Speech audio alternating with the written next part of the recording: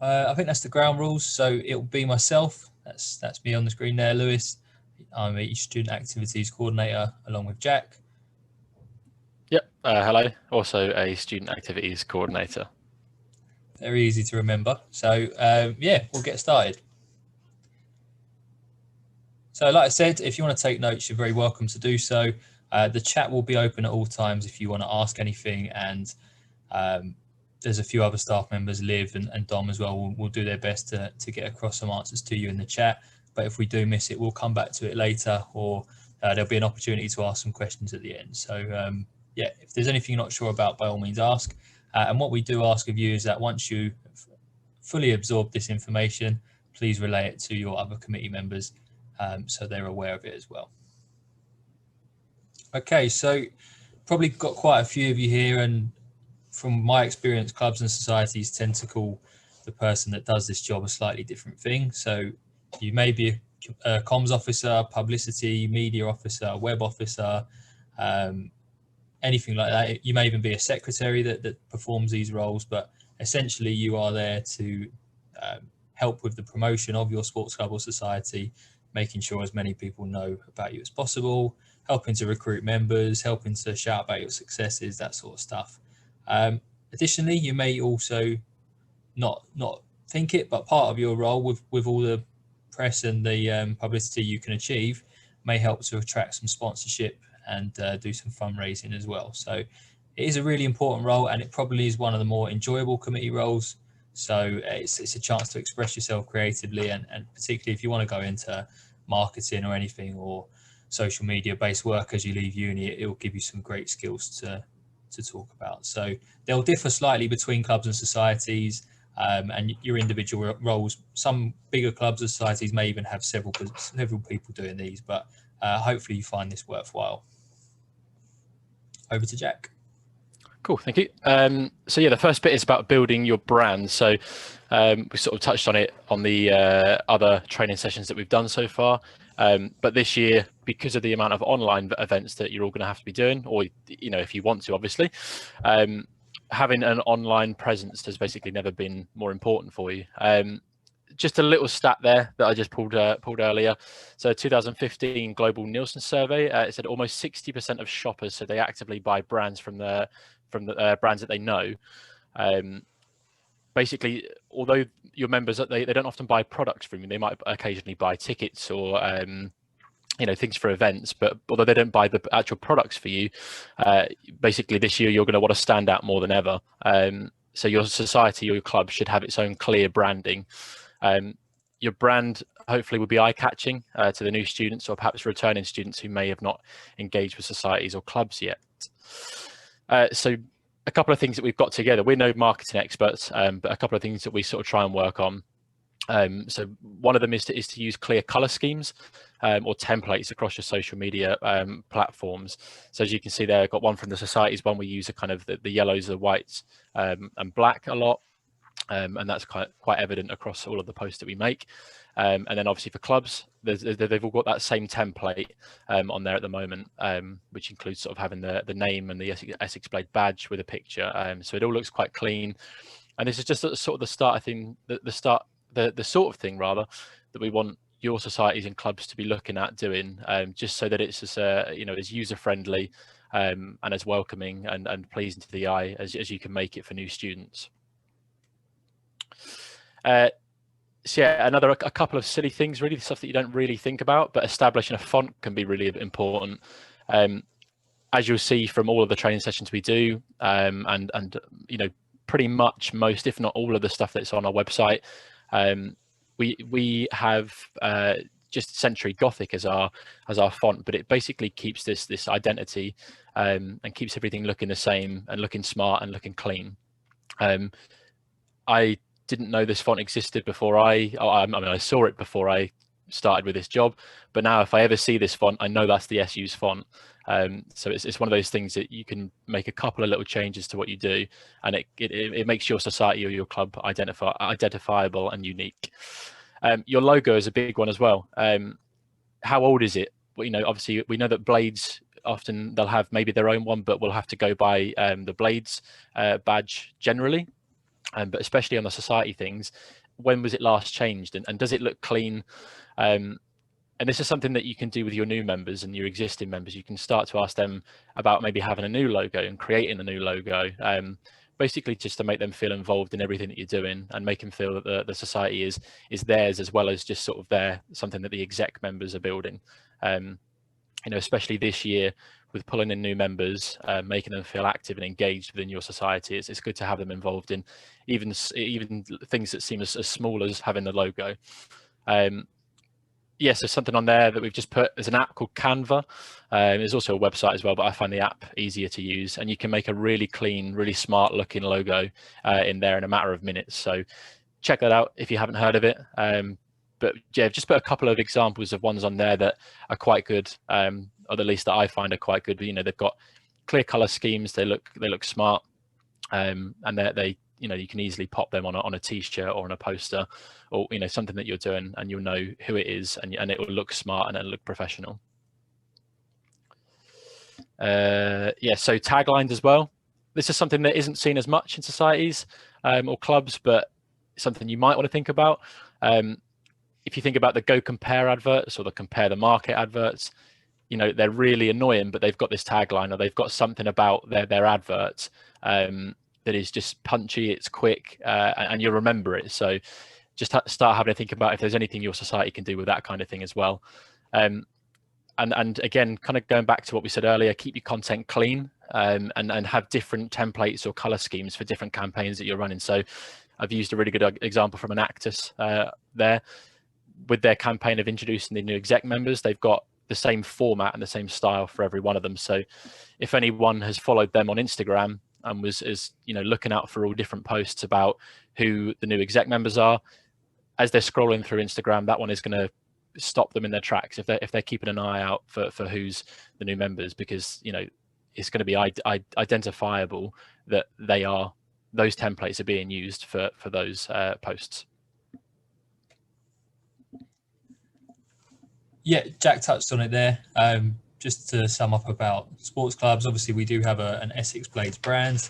All our sports clubs are known as the Essex Blades Tennis Club, Squash Club, Badminton Club, that sort of thing. So where possible, of course, we encourage you to use the Blades logo. And if you ever need high def versions of the logo for your social media pages, any promotion at all you're doing, but also for kits, tracksuits, that sort of stuff, we've got these logos, we can send them out to you, it's no problem. So it's just a case of getting in touch and we'll arrange that for you. Okay, so some clubs are particularly good at this. I know societies are as well, particularly the ones that are based around writing, but it's all about writing a balanced article to promote your team, but also not being biased. So whilst you may think your club or society are the best club or society in the world and everything you do is magic, it doesn't mean you need to be detrimental or negative towards your opponents or any sort of competitors. So Derby Day is the example we're going to use here. There is a friendly rivalry even between us and UEA, but in the last couple of years in particular, we've tried to focus more on the positives that we're doing rather than getting involved in online sort of negatives and back and forths with another university. So it's just a little plug for that. We're always encouraging you to write articles, and we'll share them where we can as well. And quite often these are the things that senior university staff actually do read and have commented on, like relayed this back to us in the past. So we are talking Vice Chancellor, Director of Sport, Registrar and Secretary. These sort of senior staff members are interested in what our clubs and societies are up to. So if you write an article and publish it,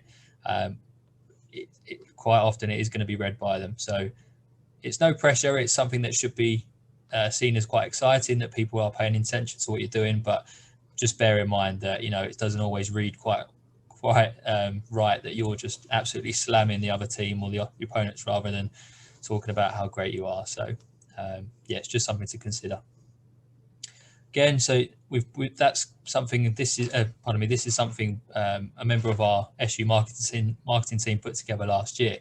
But we see the Essex Blades as a family, but of course we see the whole Students' Union as a family. So this does apply to societies as well.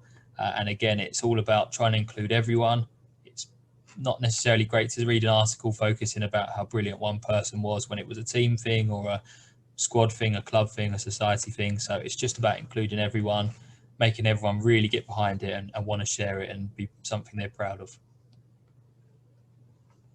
Okay, so more often than not, I know I said staff are going to be reading it, but for the majority of any articles you publish, it's going to be students that read them.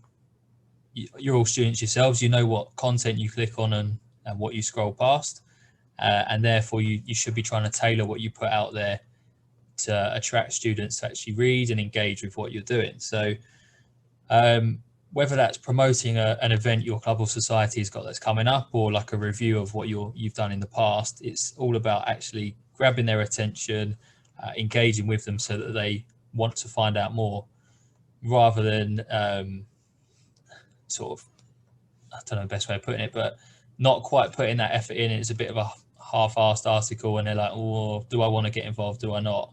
Some of the examples Jack used before are really, really clear who the brand is. It's quite clear what it's about, and it makes you want to click on those things. And that's what we're trying to encourage, regardless of the type of media you put out, it's video, images, articles, whatever, you're trying to grab attention. So do have a think about what you would like to see as students, and therefore how that comes across to people that are going to be viewing your content.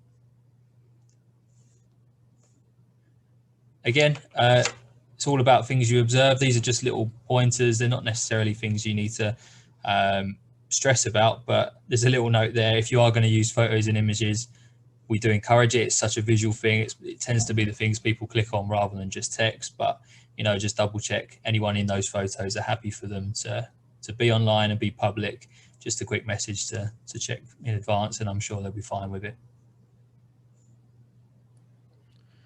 Cool. So yeah, just some little tips. As I said, we are no marketing experts, but some tips that we've kind of picked up from working with the marketing team, and sort of running a few different various social accounts over the last few years.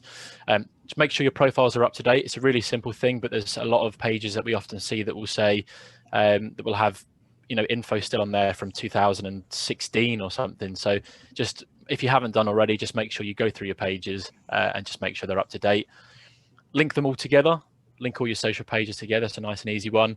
And send out your social media links via the email function on the essexstudent.com website. If you don't know how to do that, we are going to run through that a little bit later on in the session, so don't worry.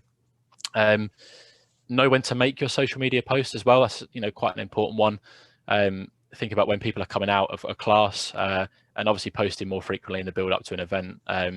Speaking from like a little bit of experience, I studied drama whilst at university, and being on the exec team of the Theatre Arts Society, I knew that a lot of classes would finish either at 1 o'clock or at 5 o'clock. So we'd put often scheduled posts to go out around about sort of 1:10 or 5 when people start to pick up their phones and start scrolling.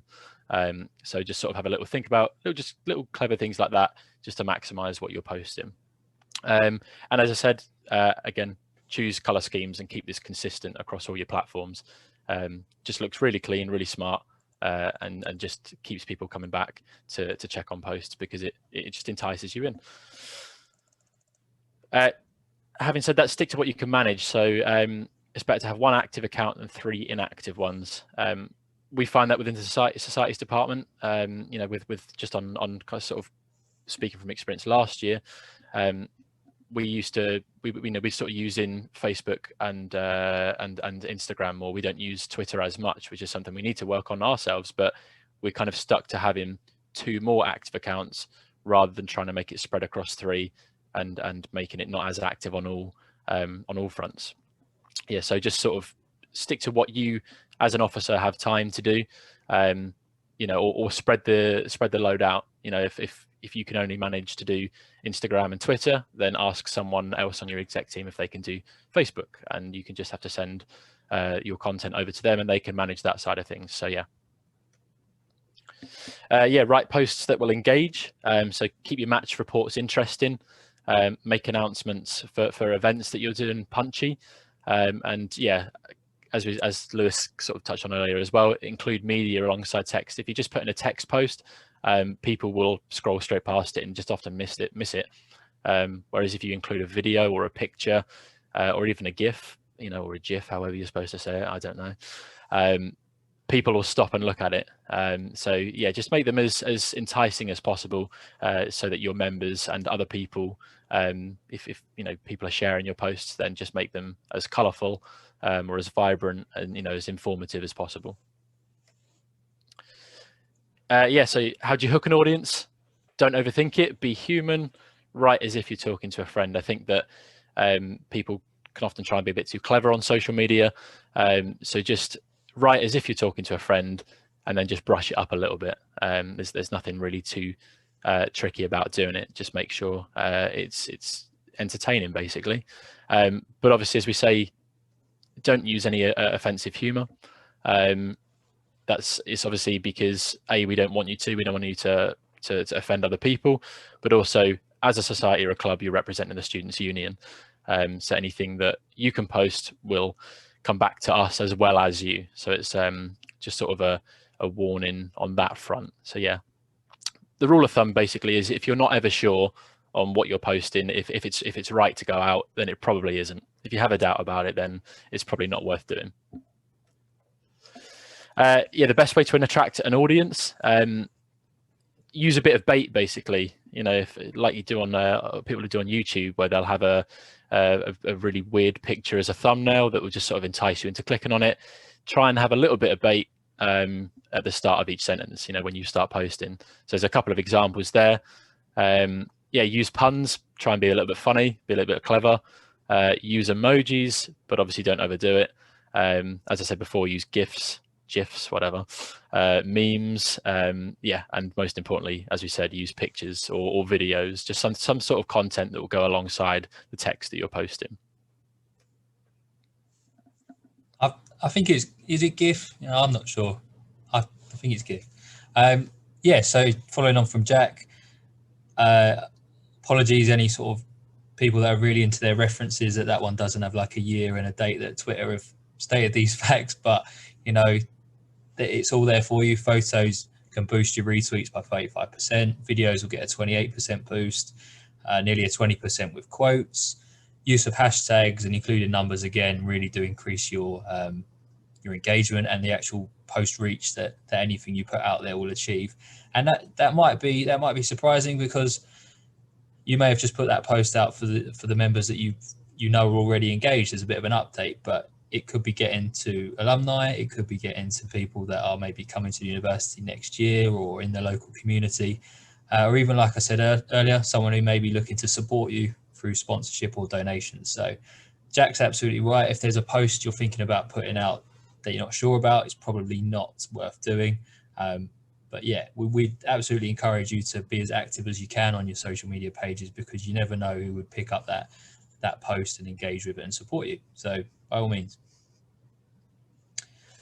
Hashtags again, yeah. So the example here, we've used rugby. Obviously in the last couple of years, we've had big rugby events, Six Nations World Cup, but that can be applied for pretty much any club or society activity. There's some sort of large scale event, regardless of what your club and society is based around. There's some large scale or elite level, something you can piggyback onto, and help the post you put out there engage with more people and reach a crowd that may be just interested in your sports club or your society area, just generally because they enjoy that, and then they've gone, oh look, I'm thinking about going to the Uni of Essex next year, they've got this club, they've got this society, I'm going to try that out. So that works brilliantly.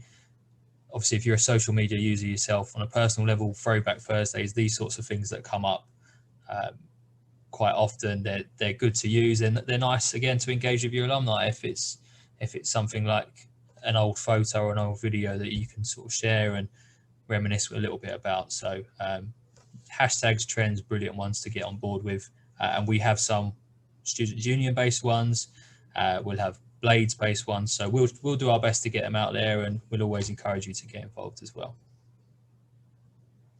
Yeah, so this is all about the SU, Students' Union's branding. So Jack mentioned earlier, the Century Gothic is how the text font, and it's quite a visual thing, but the actual tone of voice and the language used it's not something to worry about too much. But if you are looking to maybe sort of shape your brand or shape your club and society into something something that you want to see, then we're going to give you a little bit of the information that RSU use when they're putting out posts.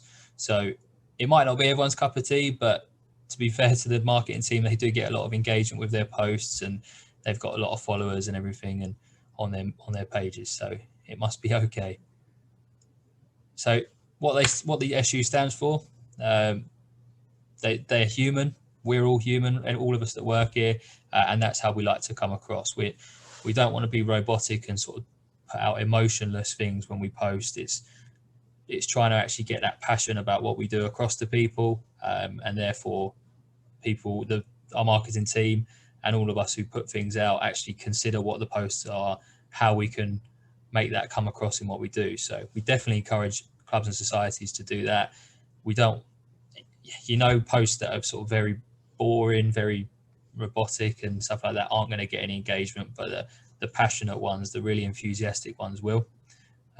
So that's something RSU does do very well.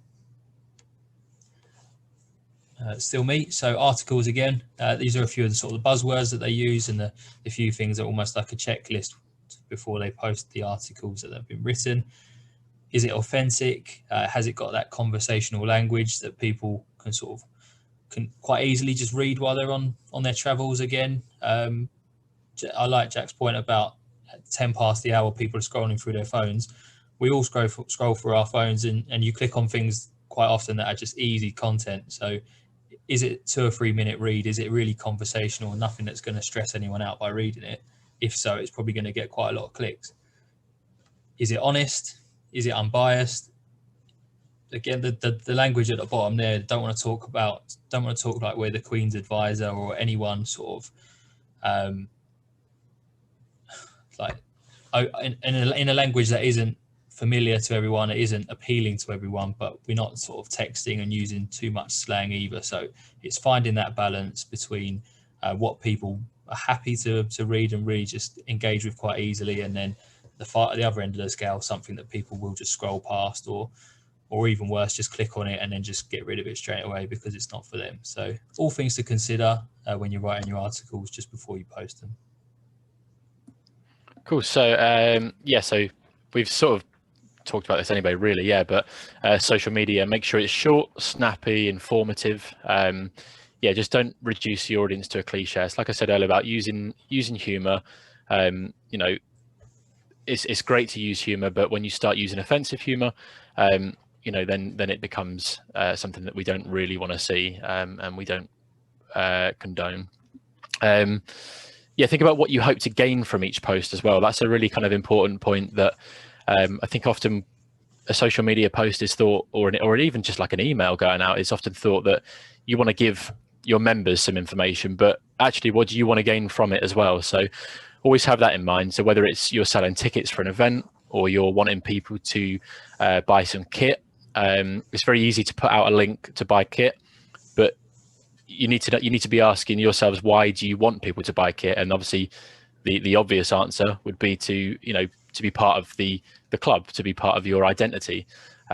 So when you're putting out a link to a kit, you need to you want to make them feel like they are already part of the club, and why they want to become even more of part of your club. Just always bear that in mind. In every post it should be student focused, clear and direct. I think this is the last couple of bits about the Essex, the SU branding anyway. Not aggressive. Make sure it's really informative and really punchy, but not aggressive. Clever, but not superior. You don't want to seem like you're belittling your audience. Helpful, but not overbearing. So it goes back to it being punchy. Don't have every single bit of information in the world in one post. Otherwise, people are going to be overwhelmed, or they won't be bothered to read it. Confident, but not cocky. Again, it's like Lewis said about writing a match report, for example. You want to celebrate that you won, perhaps, but you don't want to say that the other team were terrible and look like you're just being cocky about it. Weird, but not inappropriate. So again, that's just something about being a bit funny and a bit different. It's good to be quirky, but obviously don't start making people feel uncomfortable about reading your posts. yeah, cool but not alienating, alienating, alienating rather.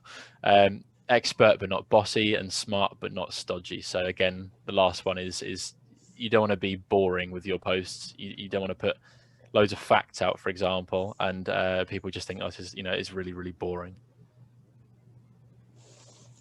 Yeah, so on the topic of article writing, the Blades blog is something we started a few years ago as a way of updating senior university staff about how our sports clubs have been getting on in Bucks, but also non-Bucks competitions and even trips and events you've held, anything like that. We've started to collate on a Friday each week and sending it out to university staff. We are looking to continue with this year. It's obviously going to take a slightly different format, or maybe not be as regular or not quite as busy as it has been where we were doing it every single week because there was so much going on previously. Of course, this year there's going to be a lot of virtual stuff, and competitions are unlikely to happen until sort of term two at the earliest, really. So, but if you're doing any virtual stuff, or if you've had some particular success in the first few weeks of term and you've managed to really do something amazing, we'd still like to know about it. And we can still put all this information together and send it out. And it's called the Blades blog. That's sort of what we've called it through sport, but that does go for societies as well. If you've ever done anything good, tag us in your social media posts or send us a short article. We always want to know, and we will share it to highlight the wonderful things you've been doing. But the Blades blog is posted on our website, essex.esu/sport. But it's, again, any great stuff you've been doing, just let us know, and we'd love to hear. I believe we're also having a student activities newsletter that's going out as well. So again, in terms of societies as well, yeah, just send your info that you want to go on that over to us, and hopefully we'll be able to have a bit of space for it to go there. Definitely. If you don't like writing articles and you're more interested in videos and photos and everything like that, last year we launched Blades TV, which was a partnership with Rebel, who's our student media. It was a Sky Sports style program, sort of 5 or 10 minute highlights, weekly summaries of all the things that have gone well in the last week or not gone so well. It's important not to be biased, that came up earlier. But we've also done interviews and bits and pieces, and again, it's just about sharing all the things that are going on to get it out there. This year, again, we're not sure what that's going to look like or if it will happen, but we have left it in here just in case it's something we can launch later in the academic year. And if it's something you're interested in getting involved in, again, just let us know and we can work through it all with you. Yeah, so we also have the society social media. As I put up there, numbers don't always mean everything, but we do have a bit of a larger following than some of your societies may have. Probably not all of them. Some of you have probably got huge followings, and that's great. But if there's anything that you would ever like us to promote, then sorry, I haven't changed the name on here, but it is the Societies and Clubs social media request form. And that is, I think it's because I moved it, I think about 2 days ago, but that is on the student activities exec resources hub now. So I think there's a link at the end of the presentation to that. But there's just a little button that says social media request, and then you can go ahead and send anything through to us. Yeah, we'll hopefully be able to get it out on our pages for you. So that's often if you're doing an event and you want us to promote it so we can get it out to a bit of a larger audience, then we're more than happy to do that for you. Yeah, so put the bottom there, another way to use social media. Reach out to other companies and organizations that have similar interests to you, and see if they'll promote your content. Sometimes they might ask you to share something for them if they share something for you.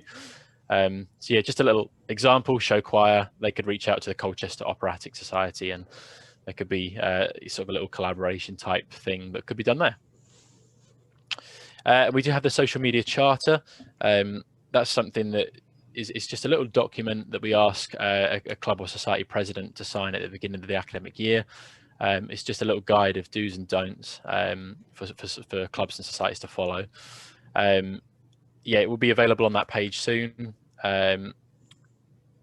Yeah, so the bottom bit says your social media pages are monitored. It's it's not, they're not to an extent where we're sort of always trying to check up and see if anyone's made a mistake. It's essentially if someone ever reports something to us, then we will obviously have a look.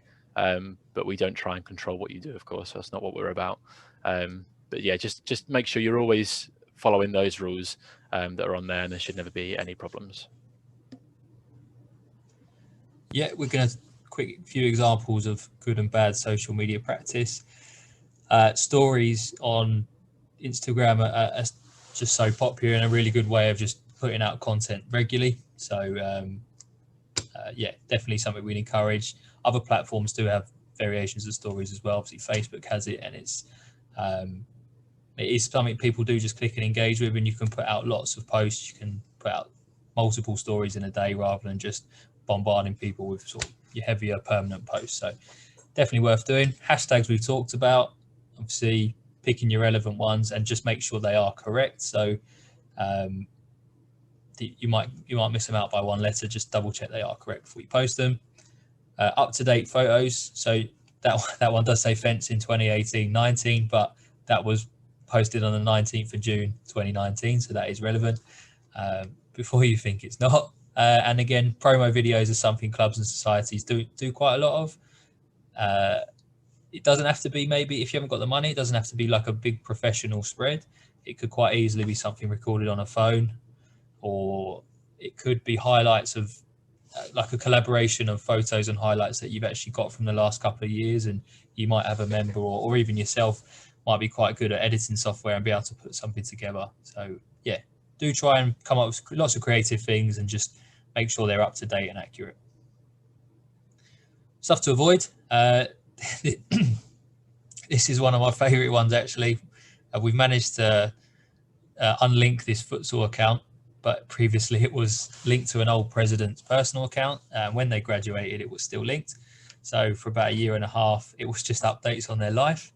And this person obviously has been told Alton Towers. There was other stuff about their time at Bournemouth University, or they were going out for the day and stuff like that. And that's great, but it's very limited number of people that will be interested in those posts. So if you do see any of these things, or you know, like an ex-president has got it linked up, or an ex-comms officer or anything like that, they've graduated, obviously speak to them, get the password sorted, and you can unlink accounts. It doesn't happen very often, but it does happen enough that we need to bring it up.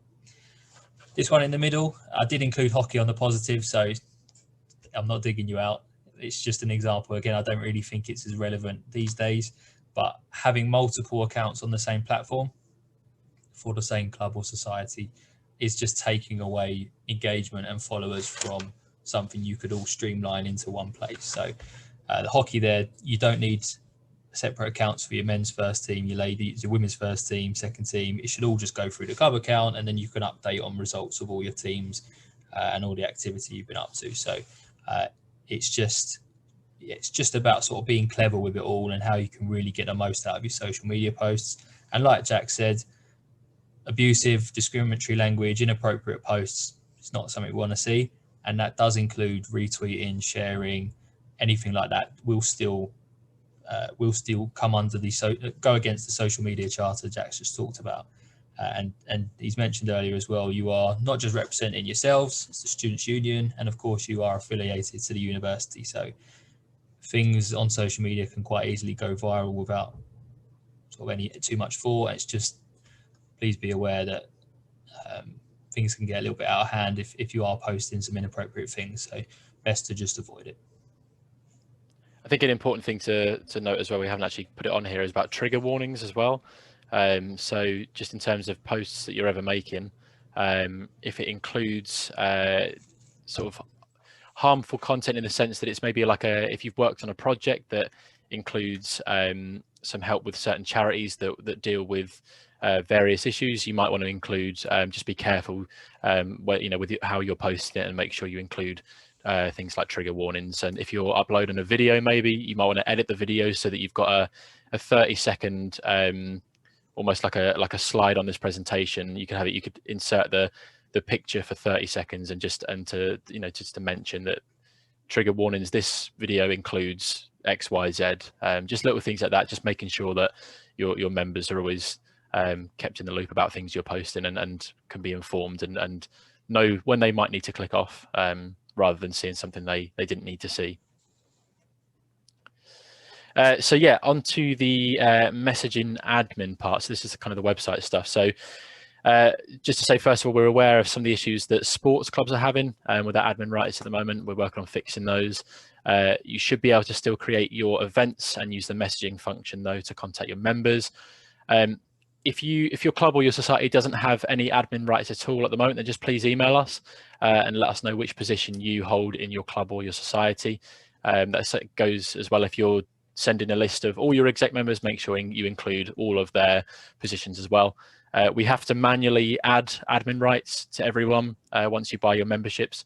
It's not something that when you get your membership, it automatically does. So, and as it does say, you need to have bought your club or society membership in order to be granted admin rights. We're not trying to just get you to buy your memberships. That is it's a little function on the website that we have to use.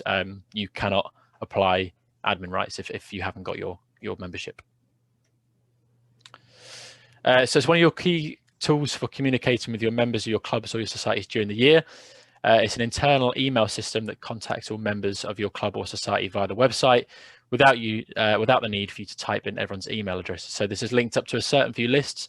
If you want to send out some information just to all of your exec members, then there's the tool on there to be able to do that. And you can also ask us maybe to create a specific group within your society that maybe is going, perhaps if you're going on tour, obviously that won't be happening, I'm sure, this academic year. But if you were going on tour, we could create a certain list on there, and then you could use that to email everyone about tour rather than typing in everyone's email addresses on another way. Yeah, so I think as Lewis informed me a while back, it's limited to 3 committee members per sports club. I think if you really need more, you can, if I'm right. Yeah, communications and publicity officers should be one of them. But all exec members of societies have admin rights to send the emails and do stuff on the website. Just with emails though, we just suggest secretary usually sending the emails, just so that all your emails are coming from one person and there's a clear person to reply to if you ever need to. So the way to do that, you have to log into the SU website, just as you would normally if you're going to buy a ticket for a night out maybe. And then the committee members who've been given admin rights, you'll now have the option in the top right hand corner, a little picture there at the bottom for you that says site admin. So you have to click that and then your club or society name should appear. If it doesn't, then if this doesn't happen basically, then admin privileges have not been applied to your profile. So that's where you need to contact us and just let us know what position you have and in what society, and we can apply those rights to you.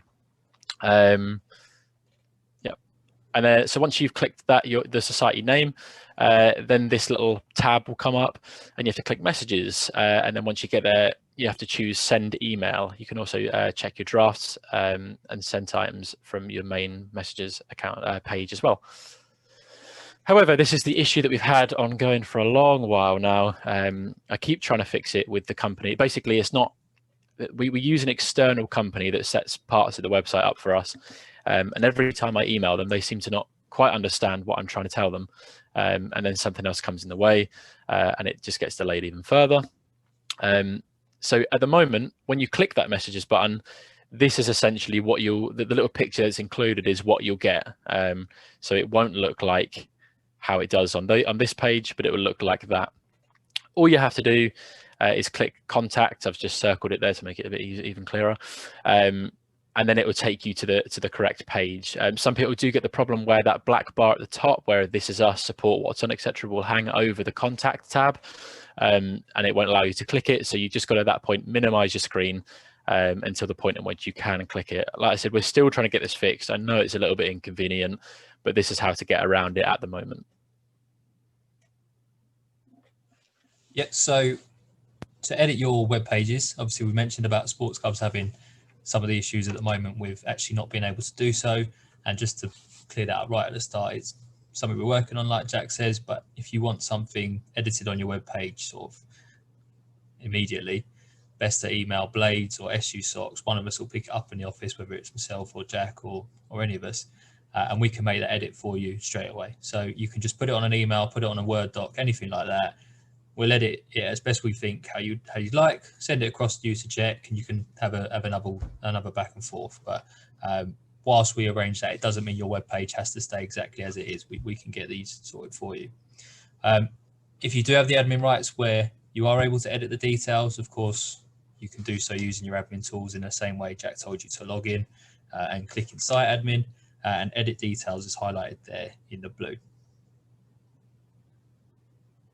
Okay, once you click that, it will come up with these one of these screens, and there's a few options. There's lots of different options you can use to amend your page and pretty much shape it exactly how you'd like to do it. So towards the bottom left where it says welcome to the Test Society, that's where you can actually type in content, or some of you probably do coding as sort of computer studies or degrees like that, and you may wish to actually do the coding yourself rather than using the WYSIWYG editor.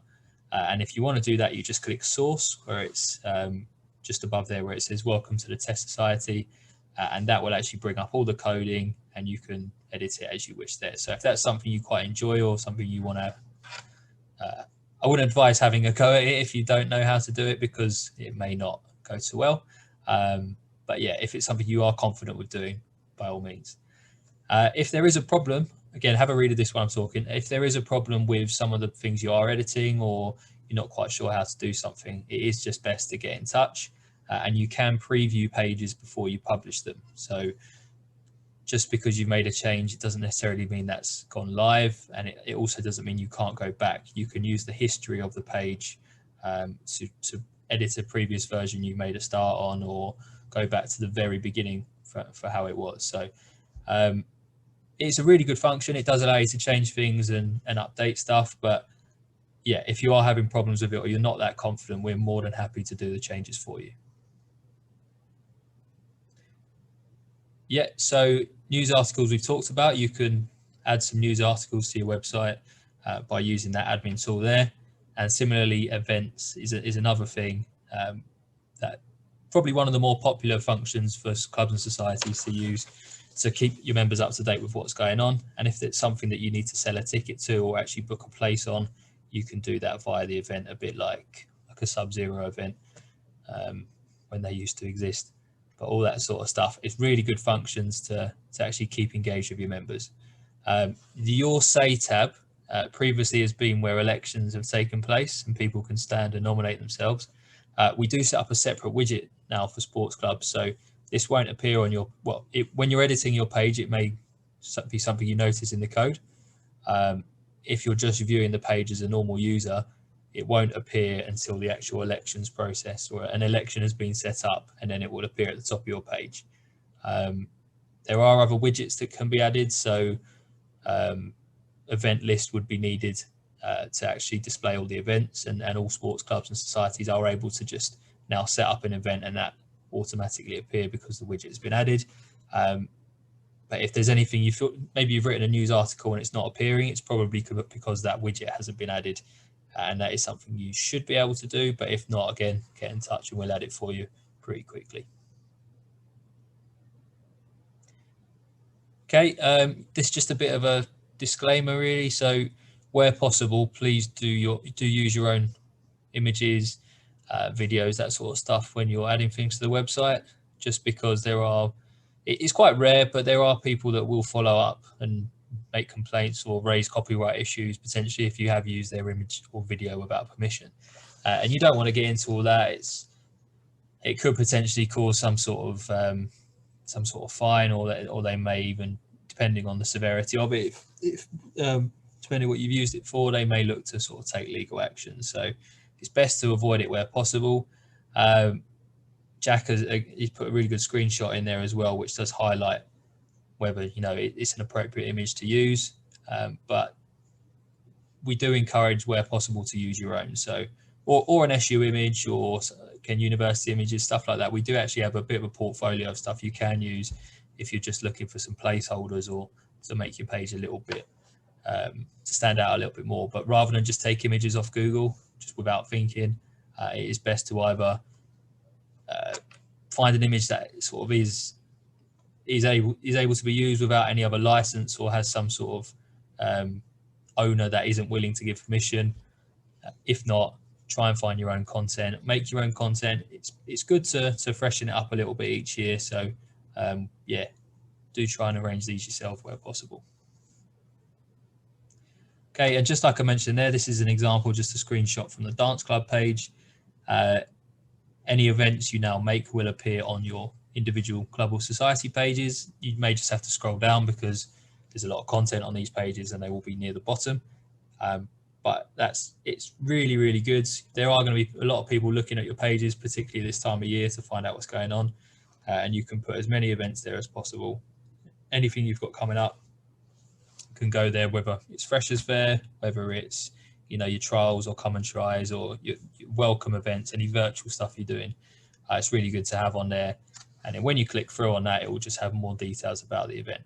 So just a bit of a plug that you can do these, and with your admin rights, you'll be able to set these up as we mentioned earlier. There's just a few things that you need to remember to do, just so they look visually pleasing. Make sure you're including an image, and like I mentioned, it's the right sort of image to use.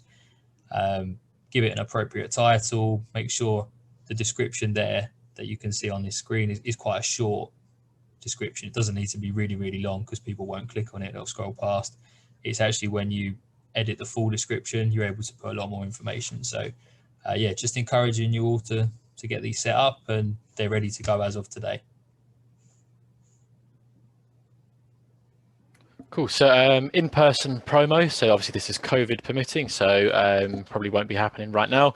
But as Lewis said something about something else earlier, we're just sort of keeping some of the stuff here so that you can refer back to it if we are able to do this later. So you can have stalls in the squares. So you'll have to liaise with the SU reception about that. You can book a table free of charge to do some promotion for just your society or club or an event in the squares. And you can book a gazebo to go with those sometimes as well if they're available. Obviously, if things are in a normal environment, then market day is normally on a Thursday, so you won't be able to do to have a little stall usually on the Thursdays on Square 3. You might have to go somewhere else across campus. Attending SU or university events, just play, for example, or university open days. Just keep an eye out for your emails across the year.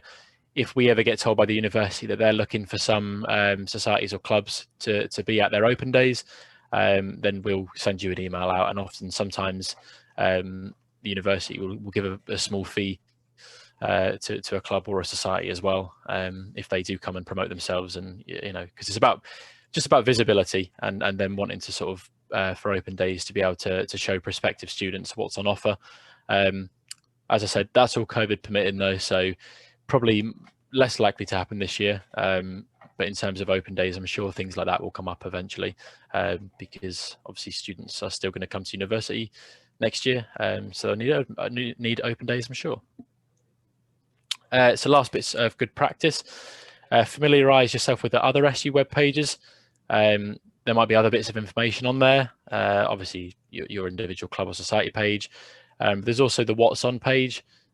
So, again, stuff that is on at the university will be good to link maybe to your members as well. You might be looking to do a virtual event with your members in the first few weeks, and you might see one that is that's on the What's On page that the SU are putting on that you didn't know about. So just have a look around all of the SU web pages, and in particular as well, have a look at your officers. So your sabbatical officers this year, obviously we have Liv, that is the sabbatical officer for all of us here, but there's other ones as well. We had Vinny in the welfare officer training last night, and that they're always a good person to know, and to point people to if they ever need them. So yeah, just familiarise yourself with all areas of the SU page. Reply to all inquiries. Do answer everything that you get through from your members. But yeah, just make sure you know within your exec team who you might call on first, or who is open for you to call on them first if you ever get too many emails or too many tasks coming through. You want to be able to efficiently spread out your workload, and set up a Gmail. you know, you can get other ones as well. Doesn't have to be Gmail. For your social media pages, obviously, if you want to set up a new society Instagram page, you're going to have to link an email account to that, and Essex emails obviously expire, so you don't want to be setting up an account with your own email address. Otherwise, that's going to get lost eventually, and you're going to lose access to those pages. So yeah, that's it basically. The slides, as I said, will be available through that website. That'll be on Monday, because once we log off here, we are off the weekend now. But yeah, if you've got any questions, then put them in the chat or unmute yourself, or you can send us an email. We'll be hanging around here for probably about another 10-15 minutes. So if you want to wait until less people are around, then please do that. But if you have no questions, then you're free to go. Have a good weekend. Thank you for coming, and don't forget about the events training on Monday. Cool. Thank you. Happy Friday, everyone.